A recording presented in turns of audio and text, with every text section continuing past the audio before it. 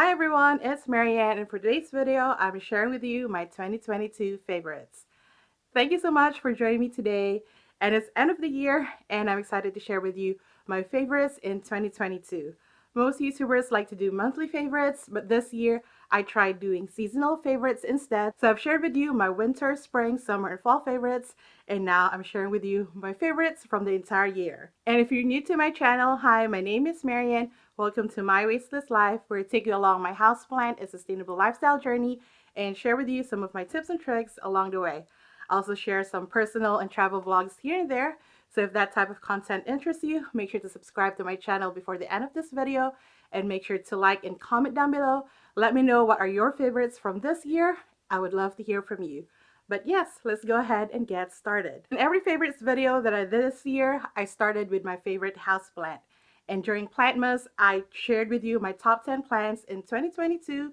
And now I'm going to tell you which is my favorite out of all the plants in my plant collection this year. And honestly, kind of like with the top 10, it's very hard to choose just one. So I'm going to give you the top 3, so the favorite, and 2 honorable mentions. So the first honorable mention is my Philodendron verrucosum. So this one was a surprise plant to me. I know you probably heard this story a million times if you have been watching me for a while. It's a plant that I got off a trade, wasn't really interested in, but it is the climbing philodendron that did really well for me, and you can see how beautiful it is, and I'm really surprised with the growth it has did in such a short period of time. So it definitely earned an honorable mention. Second is my Synapsis Silver Hero. So looking at how it started at the beginning of the year to where it is now, it also did such massive growth, and now that I actually have to extend it since it reached the top of its pole already.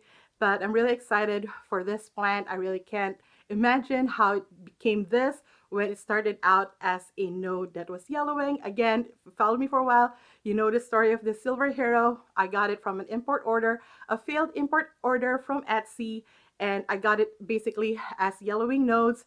I tried to rehab it, and now it is this beautiful plant that I'm really proud of. One of my most successful plants in my plant collection of all time. Not that I've been collecting plants for a long time, but definitely one of my successful plants in my care. And the top spot definitely has to go to my Monstera Thigh constellation. And you're probably wondering if you have seen any of my Monstera Thycon video. I thought you killed your Thycon Monstera. That was the Costa Farms one. It is the plant that I won in a giveaway from them last year. It lasted me for about a year before it started having root rot, and unfortunately I wasn't able to revive it.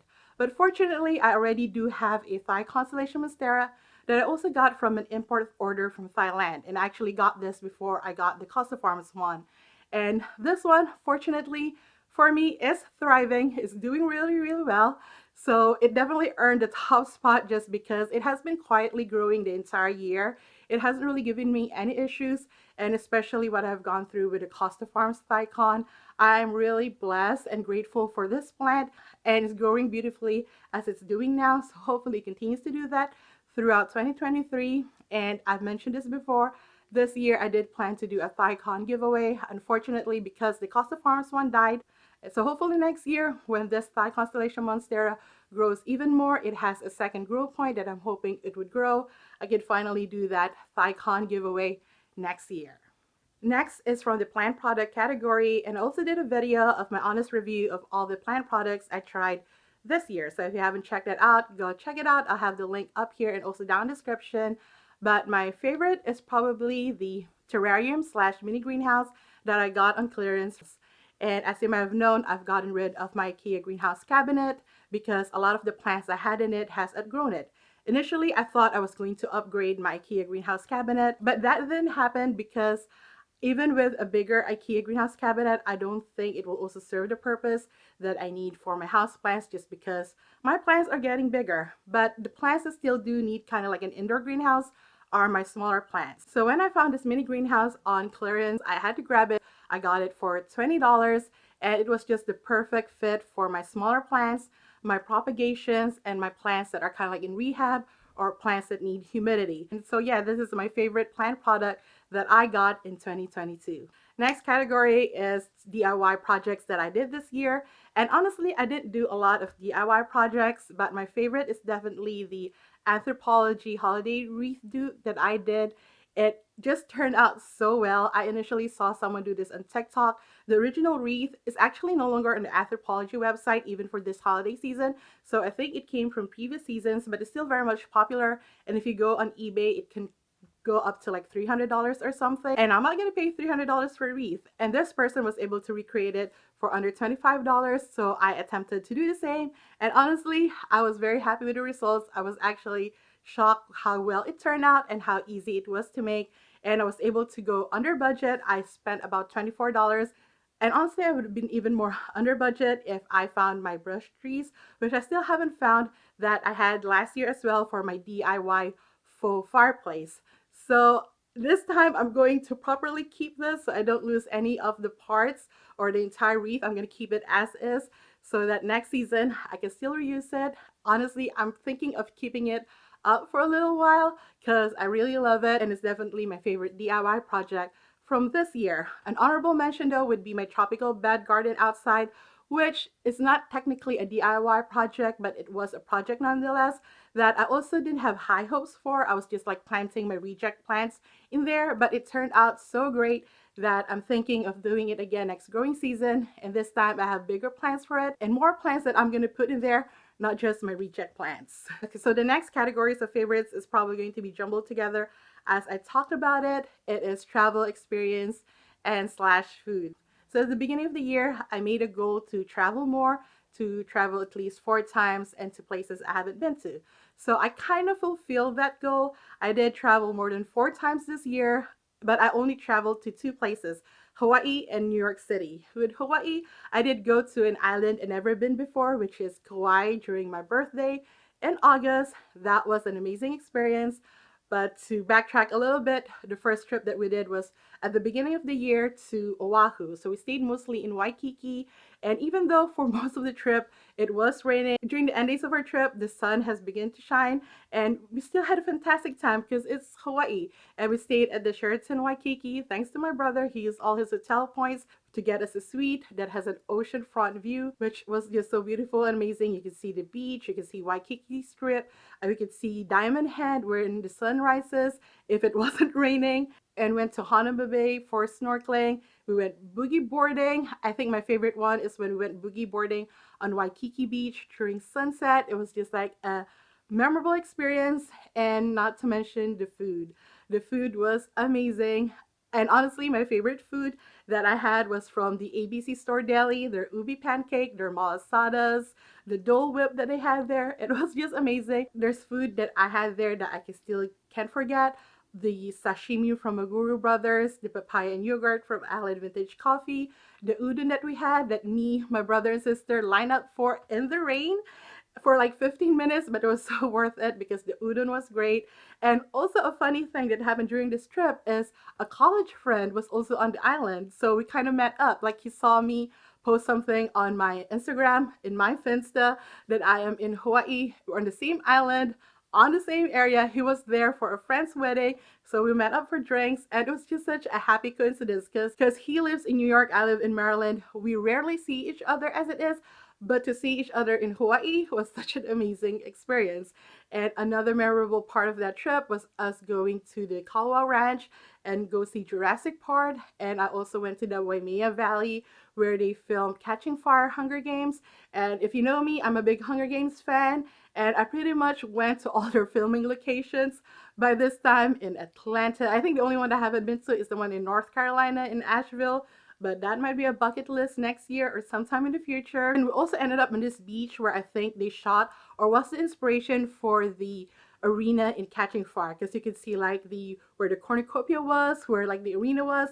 It was just so much fun, and I really very appreciative and grateful for that trip with my family. And I honestly didn't think that I was going to go back to Hawaii anytime soon, but in August my brother and sister surprised me with a trip in Kauai. I've never been personally to Kauai. It's the more adventurous, more rugged side of Hawaii. And there we did everything we normally can do when we're traveling with our parents. We went snorkeling a lot, like we snorkeled almost every day. And we started as like the baby beaches and worked our way up to Nihao Island, which is a forbidden island. So we technically couldn't go there. We just went near there and we picked a spot like in a crater area to snorkel, which was like 30 to 300 feet deep. And let me tell you, I am not the best swimmer at all. And I was actually like a scaredy cat the entire trip that we were snorkeling. But when we hit that island, when we hit that snorkeling spot, I was like, I just got confident all of a sudden and went to like the deep parts, swam after the fish. It was just so much fun. But I think it helped that we were working up towards that when we started at the baby beaches. I kind of like know my limits and then work up to that. So you're going to be snorkeling for the first time. That's my suggestion. Start at the baby beaches, at the shallow pools to snorkel. Then work your way up to the boat trip where you have to snorkel 300 feet deep. And then we saw the Nepali coast from all sides from the boat ride where we hiked up to the summit. Not really hiked, for the most part we drove up and then hiked a little bit to the summit, so we also saw it from the summit. And it was just amazing experience. And we also saw the Waimea Valley, which is the Grand Canyon of the Pacific. And again, lots of great food. Like Hawaii, there's really no bad food, to be honest. But the one thing that really surprised me, because when I was like researching for the trip, they say go eat the burgers at Bubba's Burgers. And I was like, why would I go to Hawaii to eat a burger? But it was definitely a great recommendation because it was the best burger I ever had in my entire life. As I said before, Bubba Burgers is what In-N-Out thinks they are, because it's kind of like In-N-Out, but the burger is like 100 times better. Like, I think In-N-Out is overrated. Sorry to Californians who are like ride or die with In-N-Out.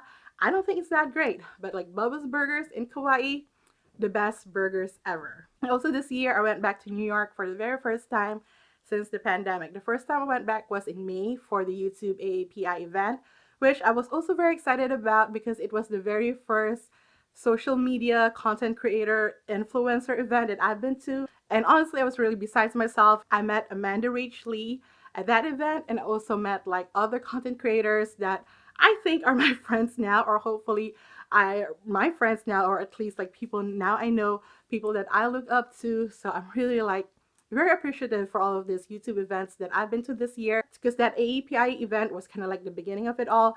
I went back 2 or 3 more times to New York City specifically for YouTube events. One was just like a social party, and I hang out with Karen and like lots of other people where we ended up going to the bar afterwards.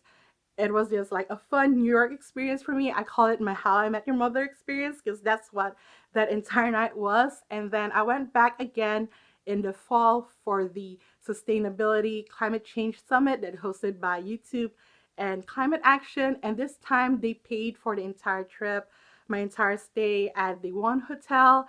They sent us to the Global Citizens Festival. They also made us go on stage with Priyanka Chopra. We saw the Jonas Brothers. We saw Mariah Carey. We were at the Metallica soundcheck. It was a very surreal experience. But again, for me, the best part of it all, even with all that amazing experience, is meeting other creators. In that event, I met Chef John Kong, which is my TikTok crush. He is exactly how he is in person. Very handsome, and I was really starstruck when I saw him. And I also met Brittany Broski, and I actually did a shorts workshop with her. I got to direct her, which was a crazy experience. I also met Aisha Jackson, Leah Yu, Remy of Veggiekins. I met Jen from Generation DIY. So many people that I look up to or I've been watching for quite a while, and to meet them in person. I met Becky from the Sorry Girls. It was amazing. And there's also people there that I didn't really know when I came there, but now that I know them and check out their content, oh my god, they're just amazing people. And I hope it doesn't sound like I'm name dropping and everything. That's not what this is about. It's just me being starstruck and really humbled and honored to meet these people in person, because I never really thought that I would get to meet them in person, let alone actually spend time with them, get to know with them, sit down, have dinner with them. So it was really an amazing experience, and thank you so much to YouTube and Climate Action for making that happen. And hopefully it happen again next year and you invite me again, because one of the best experiences this year, or maybe of my entire life. And then a week after that, I went back to New York to watch Funny Girl and saw Leah Michelle perform as Fanny Bryce, which love her or hate her, but as Kurt Hummel said, She might be difficult, but boy, can she sing. Especially if you're a fan of Glee, when she sang Don't Rain on My Parade. I'm gonna be a greatest star. It was just like out of body experience. I really loved it. And then after the show, she came to sign playbills and she signed mine first. So I got really up close and personal with her. And again, overall, like amazing experience. And then I was supposed to go back, I think in October and November. I had to cancel the trip because my dog was sick. So the last time I went back to New York was for the holidays and for the YouTube holiday party. So that was also an amazing experience. I got to see the holiday decor in NYC, although I didn't get to see every single thing that I wanted to see. So hopefully next holiday season, I could plan the trip a little bit better and see a lot more of the holiday sites. But the holiday party was also fun. I got to hang out with Erin and lots of other Filipino creators that I don't know why I haven't met before in this YouTube event, but I met so much of them in this holiday party, and it's really nice to see other Filipino creators really making it, really doing their thing, following their passion, and really become amazing content creators. And I'm really happy to have met them. So the YouTube holiday event was also one for the books, and the only holiday party that I went to this year, to be honest. So really happy and really grateful about that. And I've also tried and eaten so many amazing foods from New York City, like the viral croissant from Lafayette Bakery is one of them. And also this restaurant in Chinatown that has the best roast duck soup and roast pork rice that I ever had. It's overall an amazing experience every time in New York City. And I hope next year I get to go again to a lot of these events or just go to New York City in general. And also one of the favorite things that I like about going to New York City is discovering Amtrak, which I know is kind of crazy that it took me this long to take the Amtrak, but it's just the best way to travel back and forth from New York City. It's also the most sustainable way, because the first time I went to New York, I tried flying into New York, thinking that it's the most economical and the fastest ways to get there. I was so wrong. It was like a hell experience. Never again. I'm never flying in to New York City again. Definitely taking the Amtrak every single time. The bus, I tried taking the bus too, but I got scammed. So never taking the bus again from DC to New York or vice versa. Just strictly from now on Amtrak. And pro tip, if you actually book early enough or just check the app regularly, you can book tickets from DC to New York or pretty much anywhere in the Northeast for like $30 one way. So oftentimes when I travel back and forth to New York City, I only pay like $41 for the ticket, and it's just much more comfortable traveling compared to flying or taking the bus. So highly recommend Amtrak. Honorable mention in the travel category is Baze. I really got into their travel items this year. It's a company owned by Shay Mitchell. She's a Filipino American actress and she owns this line, and I love all her stuff. The first one I got was the backpack, which is amazing every time I go to New York, especially just for overnight trips. So its selling point, it is a backpack that fits as much as a carry-on. It definitely fits a lot. I don't know if it fits as much as carry-on, but definitely if you're just going on a overnight trip or even a 2-night trip, this one is perfect, especially when going to the city. You don't want to be like lugging your suitcase in the streets of New York. And next one is the Base Sports Bag. Everyone this year was into the Lululemon Sports Bag, but I highly recommend the Base one. It is bigger. It has a lot more space, a lot more functionality than the Lululemon one, I think. And I love it. I use it traveling to Hawaii. This also become my everyday bag when I go grocery shopping, do my errands, etc. And lastly, I got the Base Soft Side Carry-On. I'll just insert a clip of when I'm using it because I don't want to take it out of storage. I love it. I wanted to get the beige hard case carry-on, but I knew it's not going to stay that way for a long time. It's just going to get damaged and scuffed pretty easily, especially when I have to check in stuff. And the soft side was perfect. I used it when I was at the Climate Summit in New York, and it was amazing. I love it. And I also previously got the Weekender, which I used in Hawaii once. And it wasn't just practical as a travel luggage, and it also get questions by airline as a personal bag. So I returned it and got the soft side carry-on instead. And I don't think I really talked about it a lot, at least on my long form video on YouTube, but maybe on my TikTok and Instagram.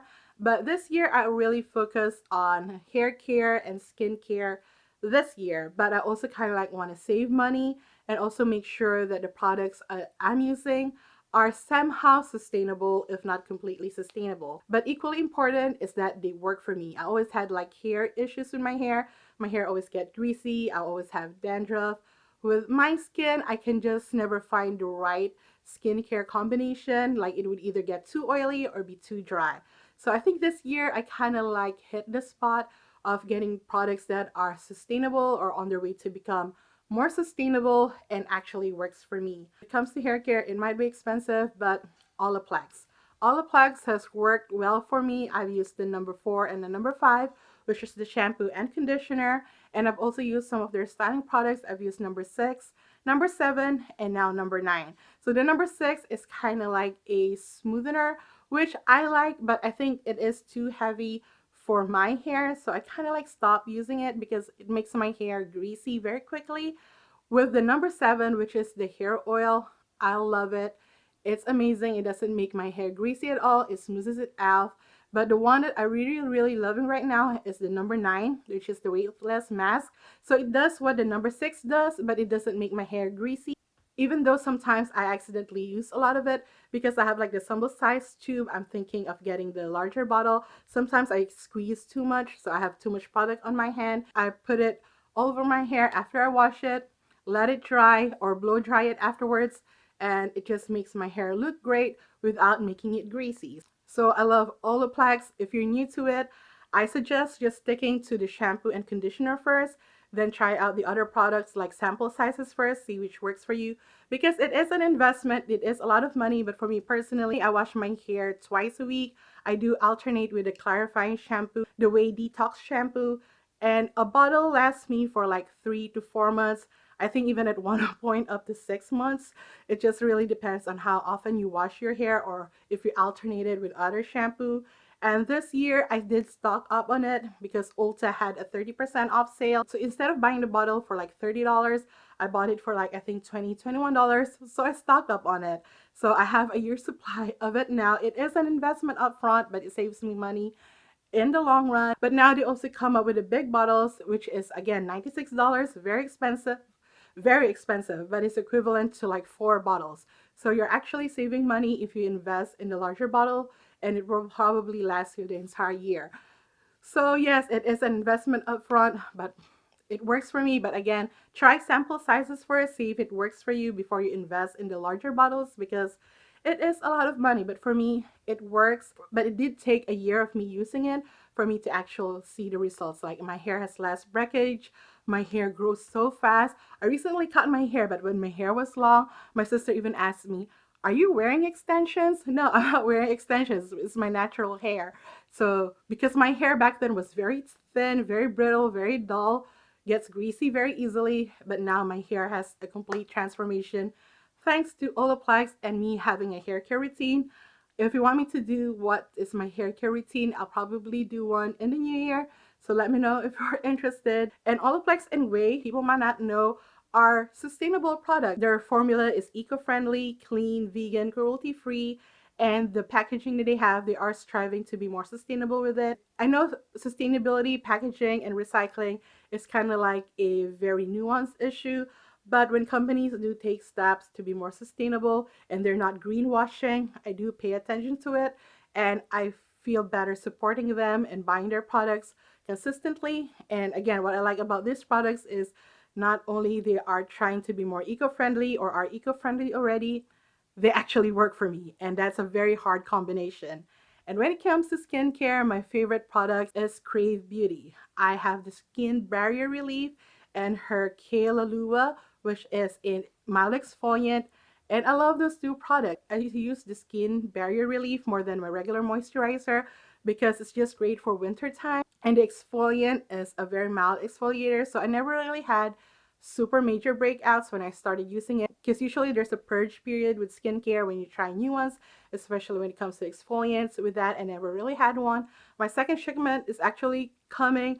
I did a subscription for it, but I haven't even finished the first bottles that I've gotten, so that's how long they last too. And so for the price and for a company that is very sustainable, Crave Beauty is the most sustainable skincare company that I have found so far. If you check out their website, you can see all the sustainability measures they're doing. Leah is also a huge sustainability advocate. You can watch her YouTube videos. She always talks about waste in the beauty industry. And she's also very transparent with how she produces her products, their eco-friendliness, and their actual level of sustainability.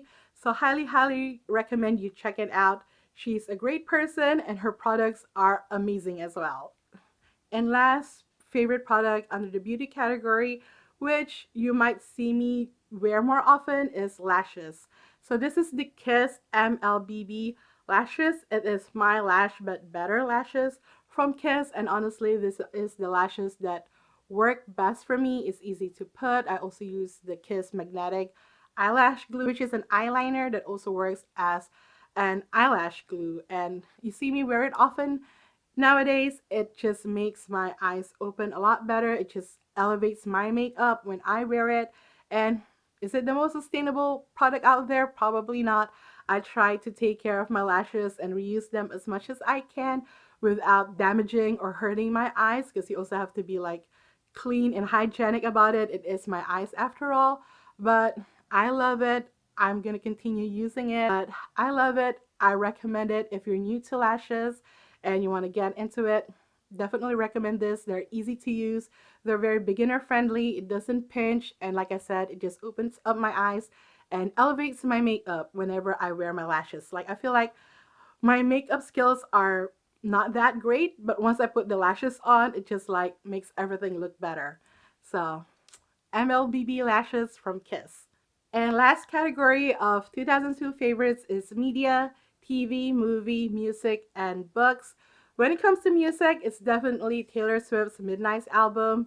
I am very sad and disappointed that I couldn't get tickets to her Eras tour. I didn't get a pre-sale code, so I wasn't able to get tickets that way, even though I don't know if I would have gotten tickets anyways if I had a pre-sale code. But I am a Capital One card holder, so I was able to get into that pre-sale, but still I wasn't able to get tickets. So. All right, I am done with Taylor Swift. Yup. So I don't know if I'm gonna go to the Eras tour next year. If I can get some cheap tickets on resale, maybe. I'm hoping to go to the MetLife or the Philadelphia show since there's none in the DC area, but we will see. But I love the Midnight's album. Been playing it over and over ever since it came out. My favorite is definitely The Great War, but the other songs in the album, it gonna take turns becoming the favorite, like Bejeweled, Question, Paris. I want to like Midnight Rain, but I can't get over that auto-tune. It sounds like James Charles. But it is a great song nonetheless. I think somebody posted like an acoustic piano version of it.